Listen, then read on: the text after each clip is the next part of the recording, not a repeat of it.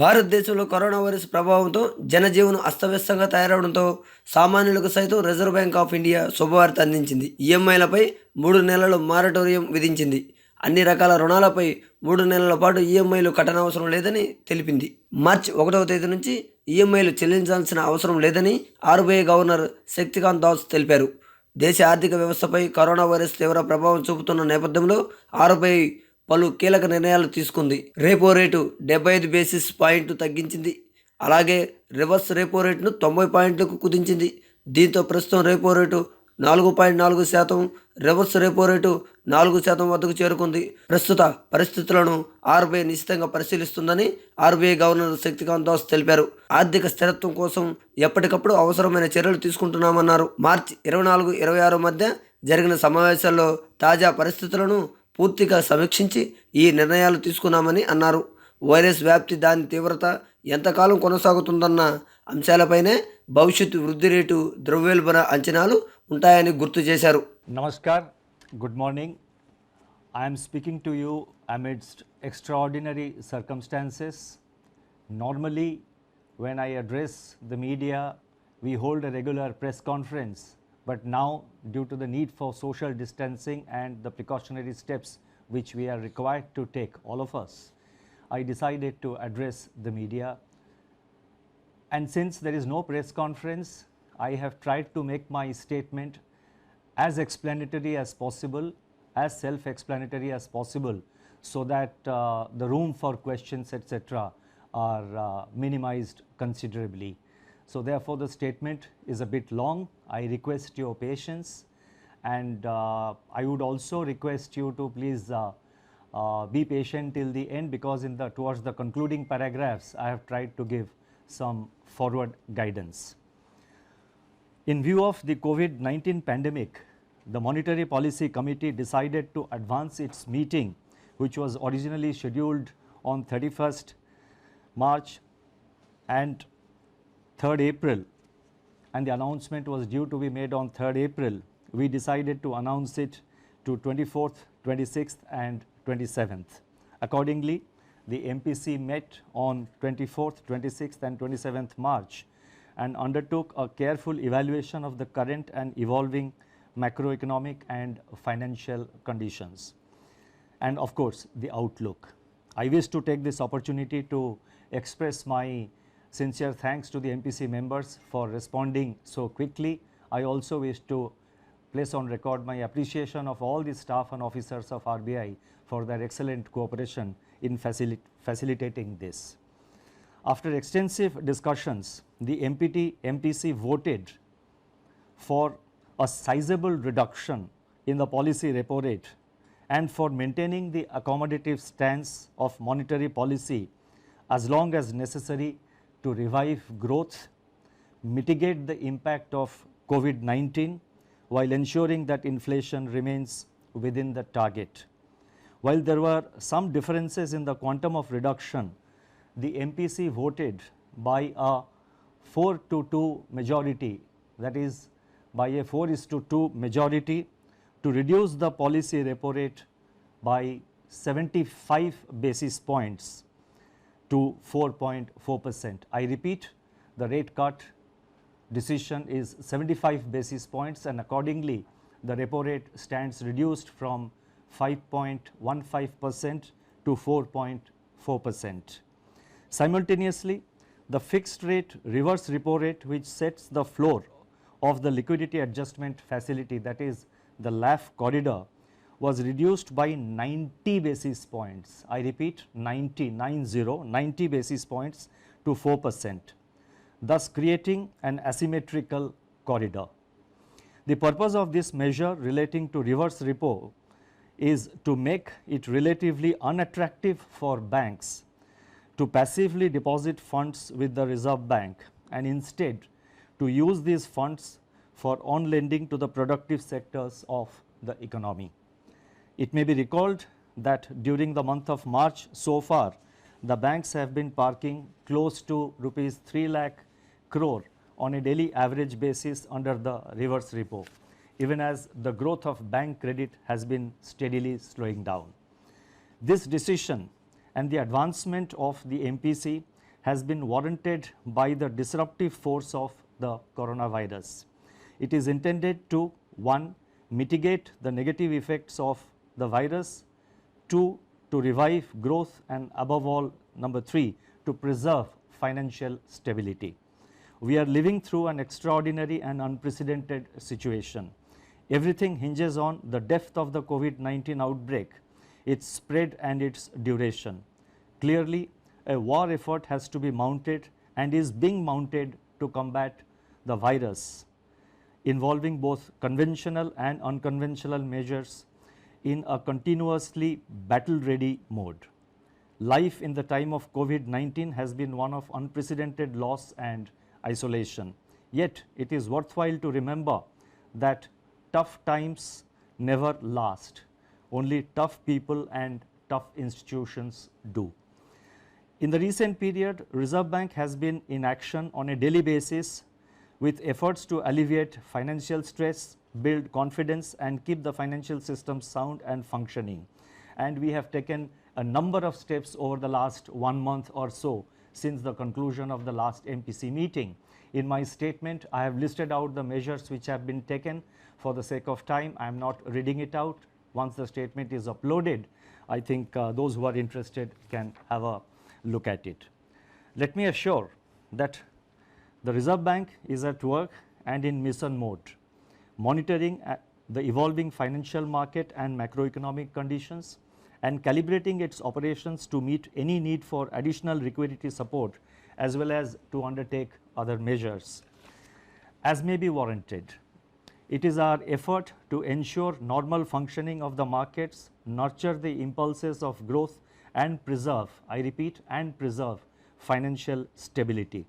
Incidentally, we have in RBI quarantined 150 members of our staff and service providers together with the IT facilitators and the entire IT facility as a part of our business continuity plan. The plan was prepared and executed in a matter of days.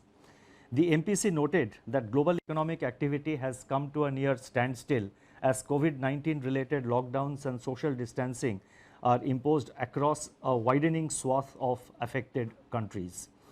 Expectations of a shallow recovery in 2020 from 2019's decade low in global growth have been dashed. The outlook is now heavily contingent upon the intensity, spread and duration of the pandemic. There is a rising probability that large parts of the global economy will slip into recession. Turning to growth in India, the implied GDP growth of 4.7% in Q4 of 1920 in the second advance estimates of the National Statistics Office, which was released in February 2020, within the annual estimate of 5% for the year as a whole, is now at risk. As regards the outlook for 2021, apart from continuing resilience of agriculture and allied activities, most other sectors of the economy will be adversely impacted by the pandemic, depending upon, I repeat, its intensity, spread and duration. We have to recognize that the government has taken timely and appropriate measures to contain these three factors, that is to contain intensity, spread and duration. And let us all cooperate with the measures announced by the government to deal with the problem, to prevent the spread of coronavirus, to contain it and win this war. If COVID-19 is prolonged and supply chain disruptions get accentuated, now these are risk factors which I am listing out. It all depends how we respond to the situation. I am just listing out the risk factors. Only time will tell how effectively we have acted as a nation and how effectively we have been able to contain the spread of coronavirus and how effectively we have been able to restrict its adverse impact on our growth. So if COVID-19 is prolonged and the supply chain disruptions get accentuated, the global slowdown could deepen with adverse implications for India. The slump in international crude prices could, however, provide some relief in the form of terms of trade gains. Downside risks to growth arise from the spread of COVID-19 and prolonged lockdowns. Upside growth impulses are expected to emanate from monetary, fiscal and other policy measures and the early containment of COVID-19. As regards inflation, the prints of January and February 2020 indicate that actual outcomes for the quarter are running 30 basis points above our earlier projections, reflecting the onion price shock. Looking ahead, food prices may soften even further under the beneficial effects of the record food grain and horticulture production, at least till the onset of the usual summer uptick. Furthermore, the collapse in the crude prices could work towards easing both fuel and core inflation pressures depending on the level of pass-through to the retail prices. As a consequence of COVID-19, aggregate demand may weaken and ease core inflation further. Heightened volatility in financial markets could also have a bearing on inflation. Given this heightened volatility, unprecedented uncertainty and extremely fluid state of affairs, projections of growth and inflation would be heavily contingent on, as I earlier said, the intensity, spread and duration of COVID-19. Precisely for these reasons, the MPC decided to refrain from giving out specific growth and inflation numbers because the situation is fast changing and the outlook is extremely uncertain. In fact, this kind of uncertain outlook has never been seen before. And as I mentioned earlier, I would again like to repeat that if we, all of us, every citizen, every person who lives in this country, if we follow the rules, if we follow the advices given by the government and other authorities, then as a country we should be able to win this war against COVID-19, in which case much of the worries that we have in our growth outlook would get considerably reduced. The MPC noted that macroeconomic risks both on the demand and supply side brought on by the pandemic could be severe. The need of the hour is to do whatever is necessary to shield the domestic economy from the pandemic.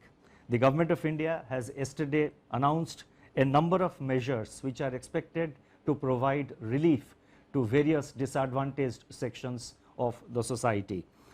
The MPC further noted that the Reserve Bank has taken several measures to inject substantial liquidity in the system. Nonetheless, the priority is to undertake strong and purposeful action in order to minimize the adverse macroeconomic impact of the pandemic. It also underscored the need for all stakeholders to fight against the pandemic. Banks and other financial institutions should do all that they can to keep the credit flowing to the economic agents which are facing financial stress on account of the isolation that the virus has imposed. Market participants should work with regulators like the Reserve Bank and the SEBI to ensure the orderly functioning of markets in their role of price discovery and financial intermediation. Strong fiscal measures are of course critical to deal with the situation. To summarize, COVID-19 stalks the global economy and the outlook is highly uncertain and of course negative. Several nations are battling its exponential contagion. Countries are shutting down to prevent being sucked into a kind of black hole. Authorities all over the world are mobilizing on a massive scale to fight an invisible assassin. India has locked down economic activity and financial markets are under severe stress. Finance is the lifeline of the economy. Keeping it flowing is the paramount objective of the Reserve Bank of India at this point of time. The time has therefore now come for the Reserve Bank to unleash an array of instruments from its arsenal to staunch and mitigate the impact of COVID-19, revive growth and above all preserve financial stability. The aggregate action and stance of MPC provides a befitting launching pad. In turn, the configuration of initiatives unveiled in the Statement on Development and Regulatory Policies, which I am now going to spell out, amplify the MPC's decision and leverages on it as well. Accordingly, it is appropriate that the MPC's decision and the other actions which I am now going to elaborate upon should be regarded as a comprehensive package with force multipliers.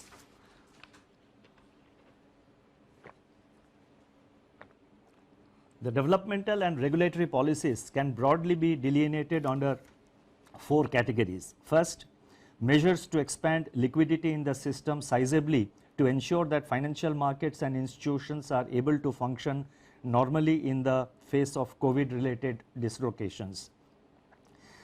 2, steps to reinforce monetary transmission so that bank credit flows on easier terms are sustained to all those who have been affected by the pandemic.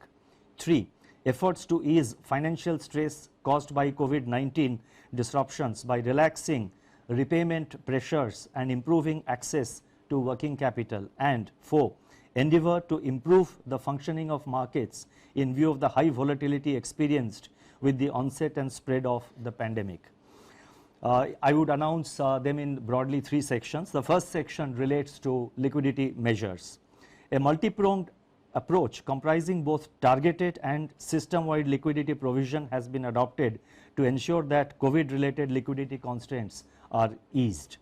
The first announcement relates to targeted long-term repo operations, TLTRO. Let me elaborate further. Large sell-offs in the domestic equity, bond and forex markets have intensified redemption pressures. Liquidity premia on instruments such as corporate bonds, commercial papers and non-convertible and debentures have surged. Financial conditions for these instruments, which are used inter alia to access working capital in the face of the slowdown in bank credit, have also tightened. To mitigate the adverse effects on the economic activity leading to pressures on cash flows across sectors, the Reserve Bank will conduct auctions of targeted long-term repos of up to 3-year tenor of appropriate sizes for a total amount up to rupees 1 lakh crore at a floating rate linked to policy repo rate. Liquidity availed under the scheme by the banks has to be deployed in investment grade corporate bonds, commercial paper and non-convertible debentures over and above the outstanding level of their investments in these bonds as on March 25, 2020. Eligible instruments comprise both primary market issuance as well as secondary market purchases, including from mutual funds and non-banking finance companies.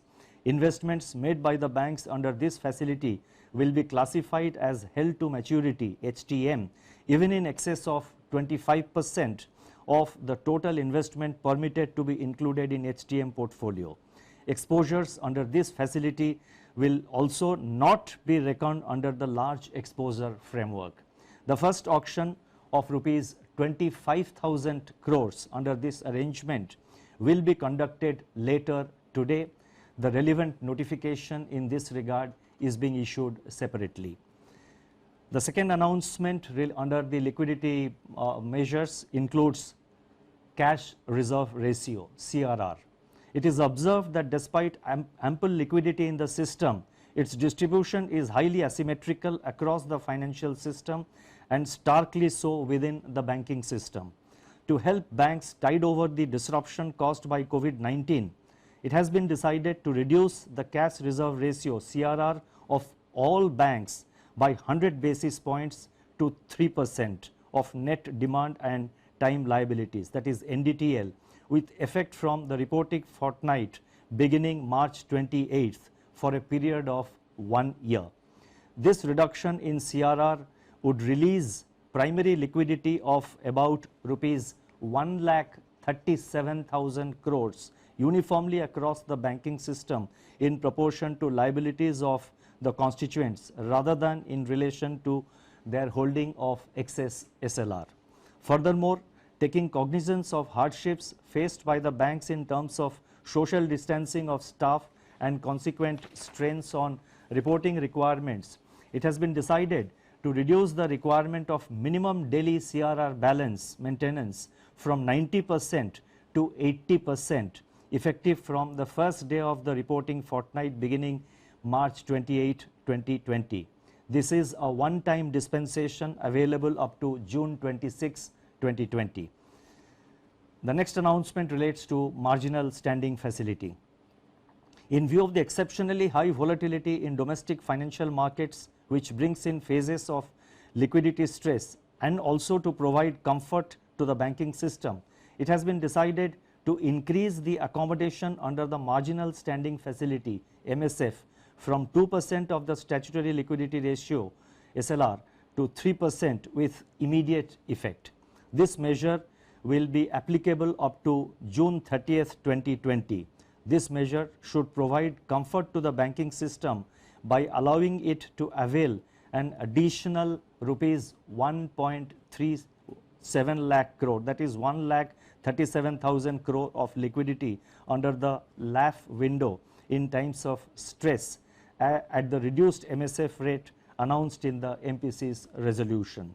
These three liquidity measures relating to TLTRO, CRR and MSF will inject a total liquidity of 3,74,000 crore to the system, 3.74 lakh crore to the system. We have also decided to widen the monetary policy rate corridor. Let me elaborate. In view of persistent excess liquidity, it has been decided to widen the existing policy rate corridor from 50 basis points to 65 basis points. Under the new corridor, the reverse repo rate under the liquidity adjustment facility would be 40 basis points lower than the policy repo rate as against the existing 25 basis points. The marginal standing facility rate would of course continue to be 25 basis points above the policy rate. The second set of measures relate to regulation and supervision, that is basically certain regulatory measures. Alongside liquidity measures, it's very important that steps are taken to mitigate the burden of debt servicing brought about by disruptions on account of the COVID-19 pandemic. Such steps in turn will go a long way to prevent the transmission of financial stress to the real economy and ensure the continuity of viable businesses and provide relief to borrowers in these extraordinary times. Under these measures relating to regulation, the first measure is with regard to moratorium on term loans. All commercial banks, including regional rural banks, small finance banks and local area banks, cooperative banks, all India financial institutions and NBFCs, including housing finance companies and microfinance institutions, that is all lending institutions basically in the system, are being permitted to allow a 3-month moratorium.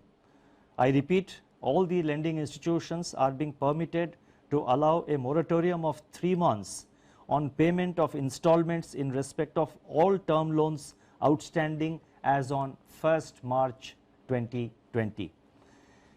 The second measure under this relates to deferment of interest on working capital facilities. In respect of working capital facilities sanctioned in the form of cash credit, overdraft, lending institutions are being permitted to allow a deferment of 3 months on payment of interest in respect of all such facilities outstanding as on 1st March 2020. The accumulated interest for the period will be paid after the expiry of the deferment period. The moratorium on term loans and the deferring of interest payments on working capital will not result in asset classification downgrade. The next announcement relates to easing of working capital financing. In respect of working capital facilities sanctioned in the form of cash credit, overdraft, lending institutions are allowed to recalculate drawing power by reducing margins and or by reassessing the working capital cycle for the borrowers. Such changes, I repeat, such changes will not result in asset classification downgrade. The moratorium on term loans, the deferring of interest payments on working capital and the easing of working capital financing, which I just announced, will not qualify as a default for the purpose of supervisory reporting and reporting to credit information companies by the lending institutions. Hence, there will be no adverse impact on the credit history of the beneficiaries. The next announcement relates to deferment of implementation of Net Stable Funding Ratio, NSFR. The Net Stable Funding Ratio, which reduces funding risk by requiring the banks to fund their activities with sufficiently stable sources of funding over a time horizon of 1 year in order to mitigate the risk of future funding stress, was required to be introduced by the banks in India from 1st April 2020. It has now been decided to defer the implementation of NSFR by 6 months to 1st October 2020. Deferment of last tranche of capital conservation buffer, that is the next announcement. The capital conservation buffer, CCB, is designed to ensure that banks build up capital buffers during normal times, that is outside periods of stress, which can be drawn down as losses are incurred during a stress period. Considering the potential stress on account of COVID-19, it has been decided to further defer the implementation of the last tranche of 0.625% of CCB from March 31st, 2020 to September 30th, 2020.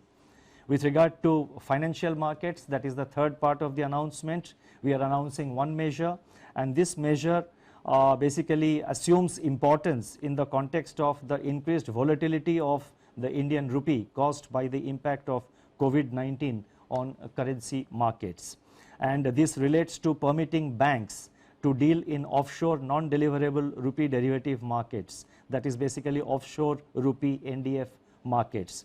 The offshore Indian rupee derivative market, that is the non-deliverable forward market, that is NDF market, has been growing rapidly in recent times. At present, Indian banks are not permitted to participate in this market, although the benefits of their participation in NDF market have been widely recognized. The time is opposite to improve efficiency of price discovery. Accordingly, banks in India which operate International Financial Service Center IFSC banking units, that is IBUs, are being allowed to participate in NDF market with effect from June 1st, 2020. Since last MPC meeting of, and let me now come to the concluding part, and this is very important because there are, I have attempted to give some forward guidance, so I request your patience. Since the last MPC meeting of February 2020, the Reserve Bank has injected liquidity of 2,80,000 crores, 2.8 lakh crore through various instruments, which is equivalent to 1.4% of our GDP. Together with the liquidity measures announced today, RBI's liquidity injection works out to about 3.2% of the GDP. The RBI, I repeat, the RBI will continue to remain vigilant and take whatever steps are necessary to mitigate the economic impact of COVID-19 and preserve financial stability in the country. As I had stated earlier, all instruments, I repeat, all instruments, conventional and unconventional, are on the table. Before I conclude, let me reiterate that the Indian banking system is safe and sound. In recent past, COVID-19 related volatility in stock market has impacted share prices of banks as well, resulting in some panic withdrawal of deposits from a few private sector banks. It would be fallacious to link share prices to safety of deposits. As I have mentioned in my earlier interaction with the media, depositors of commercial banks, including private sector banks, need not worry on the safety of their funds. I would therefore urge members of public as well as various public authorities who have deposits in private sector banks not to resort to any panic withdrawal of their funds. Their funds are safe. In conclusion, let me say that in spite of the very challenging environment, I remain optimistic. It is worthwhile bearing in mind that the macroeconomic fundamentals of the Indian economy are sound and in fact stronger than what they were in the aftermath of the global financial crisis of 2008-9. The fiscal deficit and the current account deficit are now much lower. Inflation conditions are relatively benign, and financial volatility measured by change in stock prices from recent peaks and average daily change in exchange rate of the rupee is distinctly lower. COVID-19 is upon us, but this too shall pass. We need to remain careful, take all precautionary measures.